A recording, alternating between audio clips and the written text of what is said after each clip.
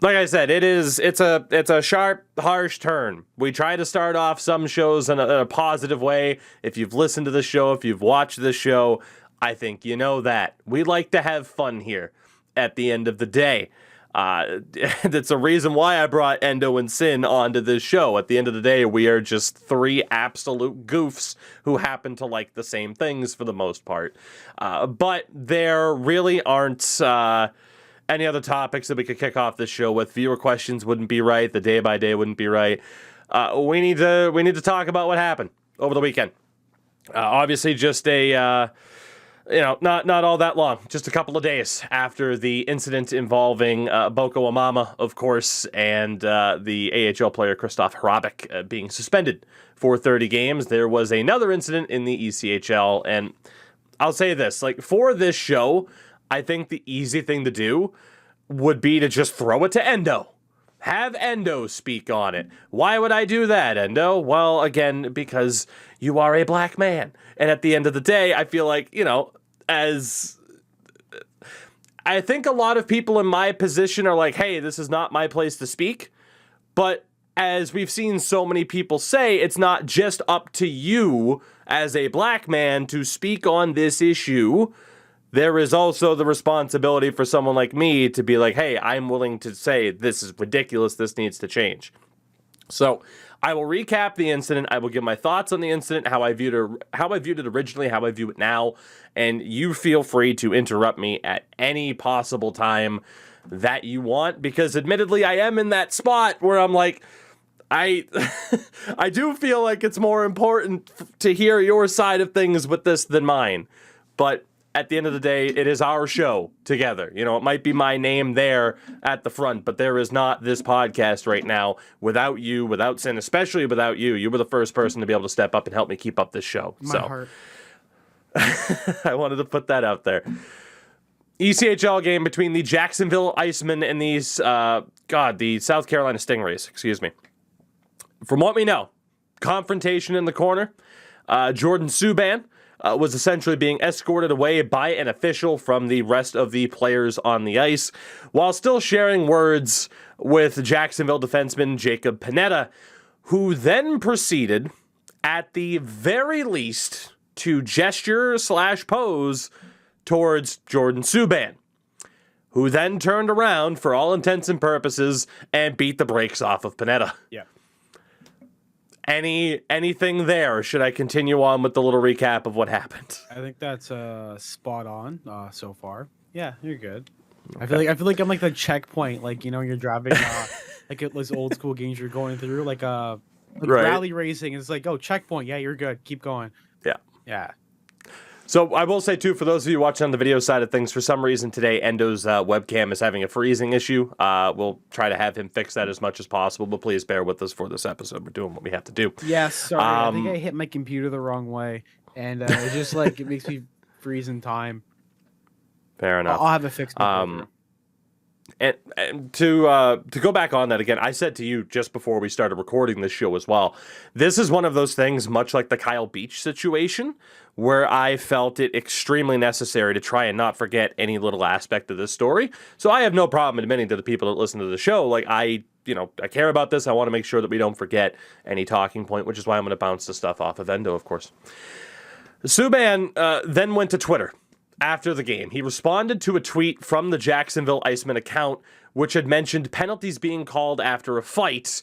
Jordan Subban stating that Panetta refused to fight after he was caught making monkey gestures towards Subban as Subban was turning around. And then again, you had the fight there as well.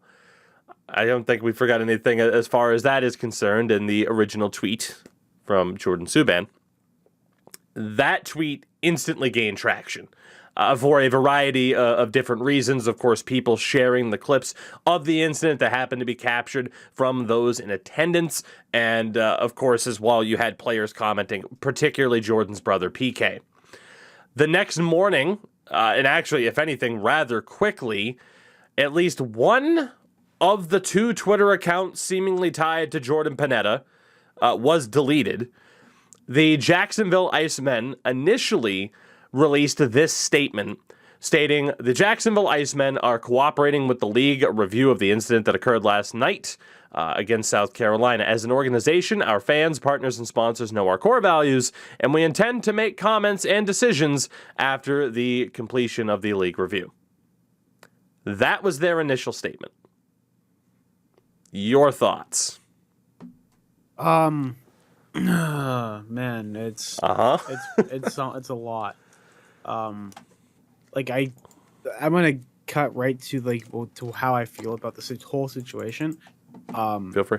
I think the one thing that I'm noticing is like this was like it's even hard to talk about like right now, but how do I don't know, like it's like we're having a cake, you don't know where to dive into first, and I think I'm just gonna start. Well, give me a second. Okay, it's hard to speak. For like all clarification purposes, I have a massive headache, so I'm dealing with that in a certain way, and I may be less responsive. Forgive me, my lord. Okay, so here's how I feel.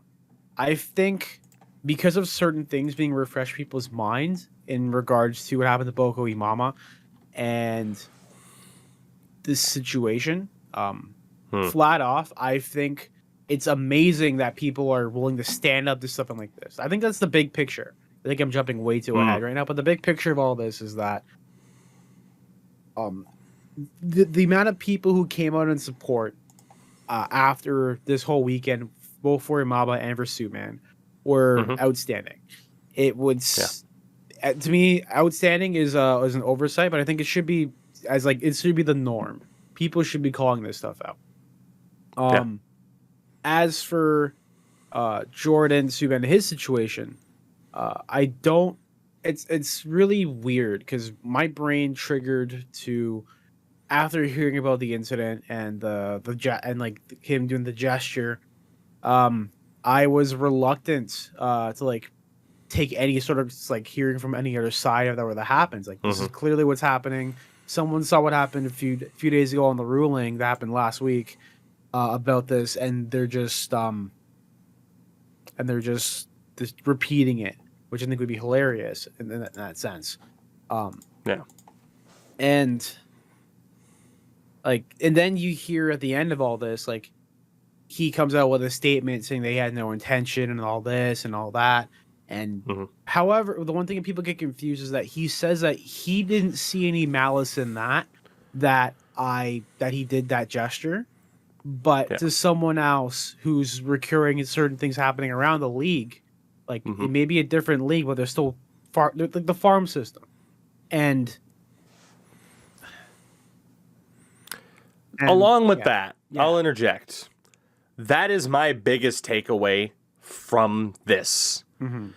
Regardless of whether or not you think Jordan Panetta actually did this, or excuse me, Jacob Panetta, of course. Regardless of whether or not you think it was just a muscle taunt or it was something outright racist, the way Jordan Subban reacted is completely justified. Yeah.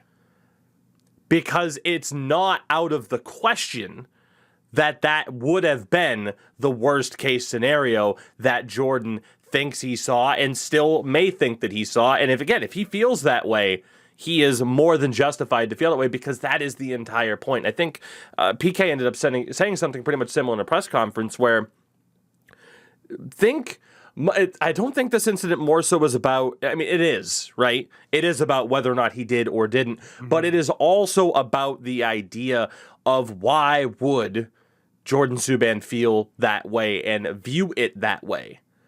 And that is because the precedent is there. It's not out of the question that somebody would act like a monkey while taunting a black player. And that is the problem. And thankfully, I feel like that's where the majority of the conversation is right now, is that Jordan Subban isn't wrong for reacting the way he did, but it just shows how far the hockey world has to go, because someone like Jordan Subban feels like that legitimately could have been, and it may have been. Again, that's the really tough thing right now. In a lot of ways, it's he said, she said. And obviously, you know, it's just all intertwined. But I think that's the biggest takeaway for me right now is it is still just a massive problem that someone like Jordan Subban would rightfully react that way because it's believable. Yeah, that's pretty much it. You summarized it a lot better than I probably could have, because I'm still kind of torn on the situation. It's like, did he do it on purpose? Hopefully not, because that's a shitty thing to do. Like, what? Like, Yeah. come on. Then the other part of me is like, he didn't have any intent to it. But then you also said, like, with Jordan, if you feel like it was an attack on him, like that's an issue. Yeah.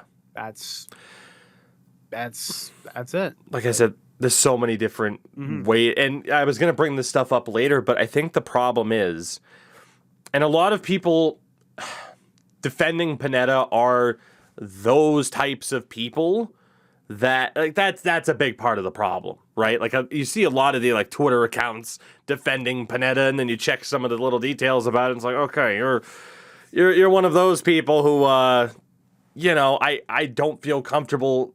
Like, it almost makes you feel like shitty. It's like, okay, I might possibly share an opinion with that person. Those are the type of people defending Panetta. Ugh. So it's a tough break for Panetta if he didn't actually do anything, because there are some real shitty people that are using Panetta as essentially a pawn for their ridiculous narratives about fucking cancel culture and all this shit.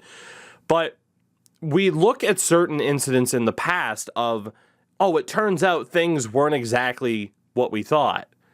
And 3 major incidents came to mind for me. One is outside of the hockey world.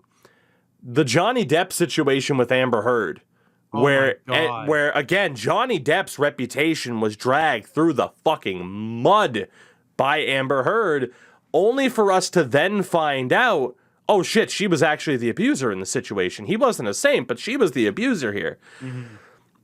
The Bubba Wallace incident with the noose in the garage, where, and I know, like, I think the last statement Bubba gave on this was, like, still like, hey, that's still a noose, like, what the hell? But it was discovered that tied, you know, rope for a pull door on the garage, that had been there before Bubba Wallace, like way before Bubba Wallace had ever been using that specific garage. So it was there way before. So it's like, okay, well, it maybe wasn't somebody going directly after Bubba Wallace. And then I feel like people forget this. Do you remember what happened with Morgan Riley? Oh my God, I do remember Morgan Riley. It took me a little bit. I was like, wait a minute, something happened. So there was the incident where Morgan Riley was yelling, "Rag it," as in rag the puck. But when you yell "rag it," people can hear other things. And people were losing their minds at Morgan Riley, and then it turns out, no, he just said "rag it." Yeah. And because of that, there is the possibility, of course, that this was just Panetta actually doing the flexing thing. Maybe it still wasn't. I'm not saying that to say Jordan Subban is wrong. Mm-hmm. And as we've both said, again, there is a reason why Jordan Subban could view that gesture a certain way, and it's because that precedent's there. So you have that complicating things. But those incidents don't invalidate the way that the Subbans feel. They don't invalidate the way that for lack of a better term, that any non-white player feels when they play the sport of hockey. Like, a little bit later on, I was going to mention him for the Vancouver Canucks, but the idea of Yujiro Hirano becoming the first Japanese-born player to score a goal in the AHL for the Abbotsford Canucks. That guy, like, again, like, you could... It's one of those things where I don't know what situation you would put yourself in as to where you could make an offensive gesture towards somebody of Asian descent. But you think someone like Hirano playing in North America is not a little bit more weary? Of course he is. Why wouldn't he be? And it's because that precedent is there and still very much a part of the sport. Like, it's not a part of the sport, but it exists within it. So it makes it just so tough. to get to the other Jacksonville statement, because they released this 2 hours after that first post, which I thought was a brutal first post. And as is often the case, I feel like with brands, their first post ends up being kind of shit. Oh, yeah. But their second statement was, quote, "To be clear, our core values as an ownership group include one love and zero tolerance for racism or any other forms of hate against any group whatsoever. The platform that is the Jacksonville Icemen is one that is more than just about hockey to us as a group. It's about using this platform to spread not only love for hockey, but our love for the community and for each other. Though the investigation and review are ongoing at the league level," keep in mind, again, their first statement said they were waiting for the review. This statement says, "Though it's still ongoing, the Icemen will be releasing the player involved effective immediately, and will continue our mission of sharing our love of community and hockey. On behalf of the entire Iceman organization, we apologize to anyone who was offended and look forward to beginning the process of healing together as one. Thank you, Andy Kaufman, Iceman CEO." That is like the most damage control-esque post I've seen from any professional or minor league association. That shows that they really do care, or that they have a really good person writing for their PR team. No, but I believe that they made the right call here after that. Brands make mistakes, companies make mistakes. Obviously, people do hold them more accountable for stuff because they're a conglomerate and all that. But they made the right call. The one thing that I'm concerned about as well with the situation for Panetta is whether or not he did this or had this happen to him, or had it be true that he had a racial intent, or it was just a simple tough guy gesture. My camera froze again. I apologize. The best way to give me a second. The best way, I think, not the best way. God, sorry, it's just my words getting twisted with all this. I mean, I feel the same way in that I'm trying to make sure, like, I don't misspeak. Yeah. Shout out, by the way, to the people. Can I say this at the very least? The people criticizing Panetta in terms of the video that he released where he was clearly reading off of something. If I was in his position, which I will never be, but if I was in his position and innocent, I would also want to make sure I didn't miss a single point of any like statement in which I'm trying to defend myself. Now, of course, if he did it, then, you know, hey, he looks like a horrible person no matter what. It was actually what I was trying to talk about too. Because that was probably the best way to handle a situation after with that statement. But the one thing that the big issue here is, regardless or not he did or didn't use the gesture, he's got a stain on his life. Oh yeah, he's 100%.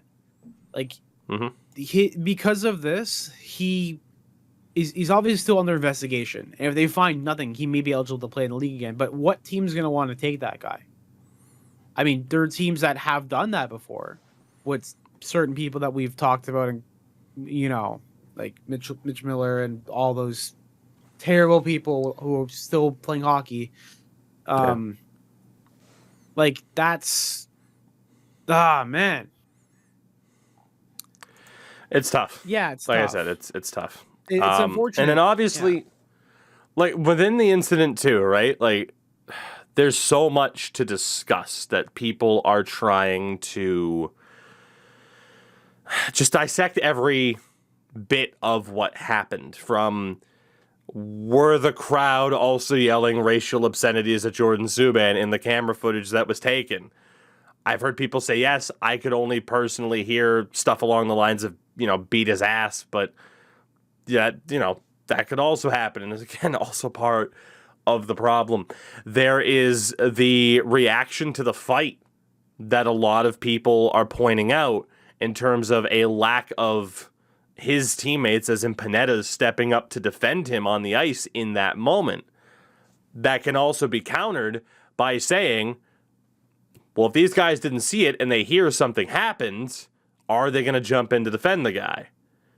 But at the same time, then people argue, well, if they thought it was out of Panetta's character that he would have said something like that, they probably would have jumped in because that's not in his character. It's an absolute mess. It's an absolute mess. Yeah. We still don't really know what the full fallout from this is going to be. From Panetta's standpoint, he goes from a guy that, let's be honest, 99% of hockey fans have never heard of. Period. Like, there are not too many hockey fans outside of who might have been watching him in Jacksonville or at Colgate when he went to college there. There weren't too many people watching him that were overly aware of a 26-year-old, soon-to-be 27-year-old. Yeah, happy birthday, by the way. His birthday's tomorrow, according to Elite Prospects. Wow. There aren't too many people that would have known him before this, and now, even if it comes out that he did not say this, doesn't matter. You hear that name as a hockey fan, you were around in this moment, he's only going to be associated with one thing. And if he didn't do this, that sucks. It does. He did allude towards the fact in the video that even though his defense is that it was the tough guy thing, he acknowledged at least how it could be viewed and admitted his fault there. Like I said, for how people are walking into this, you're going to view it one way or another. There are some people who might be willing to hear him out and say, okay, those points make sense. And then there are going to be other people I know that are just like, nope, he's lying, bullshitting, fuck him. Yeah. Like it's for Jordan tough. Subban. It's tough. Yeah. For Jordan Subban, the Subbans in general, again, the way that they view this, the way that they feel, still, again, it's the biggest point I can make of this, and my biggest takeaway is they are completely valid in the way that they feel. Whether or not Panetta meant it as a racial taunt or not, I will keep hammering home that point that this is something that is believable. As a black player, it is not out of the question that you could be racially taunted on the ice. And that needs to fucking change. Obviously. For as many debates as we get into on Twitter, for as much as people will read and react to Andrew Shaw's defense of his cousin in Panetta, like, however this conversation goes, whatever actually happened here, for the love of God, change needs to be made. It all comes back to that same conversation of, again, Boko Amama, for the second time in 2 years, was racially taunted on the ice. Was anybody surprised? That's the problem. Jordan Subban felt as though, and perhaps rightfully so, and I keep saying that because, man, I don't fucking know. It certainly looks one way, the defense is believable, but I'm not going to sit here and call Jordan Subban a liar. It's pretty much how I'm trying to voice this, right? Like, yeah, it just feels like we've had this conversation so many times, man. There are too many convincing things on both sides.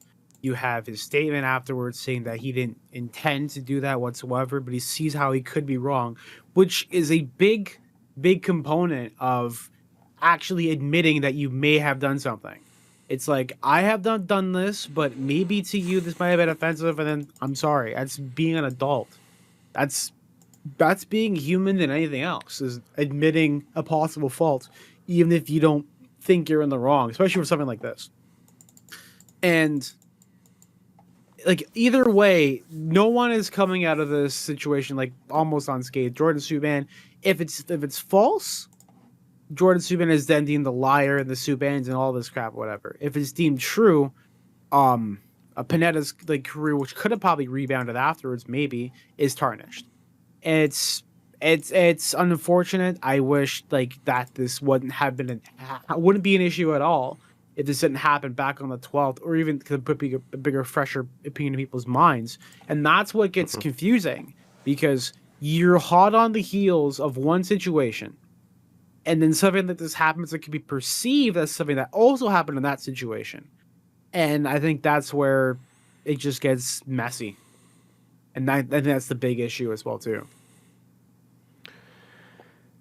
I think we could continue this conversation for the entire show, right? I mean, just surrounding the incident itself, there's so many different aspects of this to look at, depending on how you feel about this, how you view this, what happened, what didn't happen. That is the only thing I can continue to emphasize, is just the fact that your biggest takeaway, and I implore anybody listening to this, your biggest takeaway shouldn't necessarily be whether or not Jordan Subban potentially misread the situation. There is a chance. Jacob Panetta certainly at the best misread the situation and doing something that could be misconstrued as racist. At worst, the guy doesn't deserve to play professional hockey again, ever. Your takeaway from this should be, why would Jordan Subban feel that way? And like I said, it's believable. And I obviously here, do I have much power to change the hockey world and hockey culture in general? No. But at the very least, I feel like the least we can do for whatever platform I have been granted to have within the hockey, YouTube, Twitch space, I'm at least going to share that opinion that if you view this and view Jordan Subban in a negative light, you need to do a little bit of reflection. And I gotta be honest, you're on the wrong side of it. Like I said, it's just, it's so incredibly frustrating. It goes, like, just the idea that in 2022, we need to say that that people playing hockey should be able to do so without being worried that they're going to be insulted for the color of their skin, race, religion, so on and so forth. It really is one of those things, right? Where we just say, when does it change? And I obviously don't have the exact answer here, but it's just so frustrating. And no, I don't know how to pivot out of this. I will leave the last word to you. Again, I wish Sin was here as well to give his thoughts on this. But I hope, like, my final thought on this is I hope, obviously, that some good can come of this. I doubt it will be the last time, but I hope it is the last time that someone like Jordan Subban ever has to feel like they're being attacked. Period. Yeah. The segue out of this into something a little more positive. Recently, today, actually, a good friend of myself and Tougie's, Rahil, at an angry brown guy on Twitter, which actually relates to this TikTok story. Famous. Yeah, TikTok famous. He received a message today from someone on Discord. Obviously, it's anonymous. It says, he's brown. He is of Pakistani descent. And I've been having a big stink on Twitter for the past year about how to make a community better and how to get rid of certain aspects of it and just allow for more diversity and unity inside of it, both on a competitive sake, on a casual sake, and on like I'm gonna say like on a racial state, if that makes sense. I'm not saying to give us like a free boost. I'm saying to look at your community, look what people could be representatives for that small community that they could bring in as well. It's diversity, it's marketing, it's growing the game and making hockey for everybody. And I believe Kevin Weeks actually quoted that and saying that hockey is for everybody. It isn't. It has there was a couple of people attacking that tagline for the NHL, and rightfully so. It makes sense because like it is for everyone. Everyone should have the right to play hockey. but there's an issue within organized sports and especially hockey, especially here in Canada and North America, within certain aspects, just not letting it be for everybody. And we need to make it be better for everybody, both in the real state with enjoying hockey in real life, and as well as the virtual state with EA NHL, NHL 2K if that ever comes back, but just creating more opportunities for people and representation, because it just helps grow it, and it helps get people more eyes on the game. If everyone's familiar with Saphir, I believe Saphir's story is that like when he was younger, his parents moved him from like his home. It was like during some sort of, it was like some crazy shit was going on over there, and then they immigrated there to here, and then discovered hockey through NHL. There are thousands, if not hundreds of thousands of people who immigrate to Canada looking for a better life and don't know how to get into hockey or how to get into certain things that we have here, and they want to, become Canadian. They want to enrich themselves in the culture, and NHL could be one of the shown as with Saphir. It's shown that it's the greatest way to get someone in. It's because it's a community that's well knit and everything whatsoever. And when you play, no one knows about what color you are, where you're from, or whatever happened to you when you were in grade 6. Like, no one knows that when you play online. And you develop these friendships and you develop these relationships, and it could help grow not only just them and become more enriched in the culture and understand other things, but it could also help them become unified. And then you can have those people be leaders of the community and just show people that, hey, there's someone who looks like me doing this thing. I want to do this thing, and I want to feel comfortable doing it. And I think that's my big takeaway for this whole entire thing. I think we saw that recently too over the weekend with Quentin Byfield. There were moments there, like there was a clip circulating around, of him interacting with somebody in the crowd, in the stands. And it's just, with Saphir as well, I want to mention him. That is Safir, Snipes with a Z or a Z, depending on where you're from. Gold, Saphir Snipes Gold on Twitter and Twitch. Make sure to check him out. It's, like I said, it's a super tough conversation to have. I think we made our point. I don't want to sit here and keep hammering home the same things.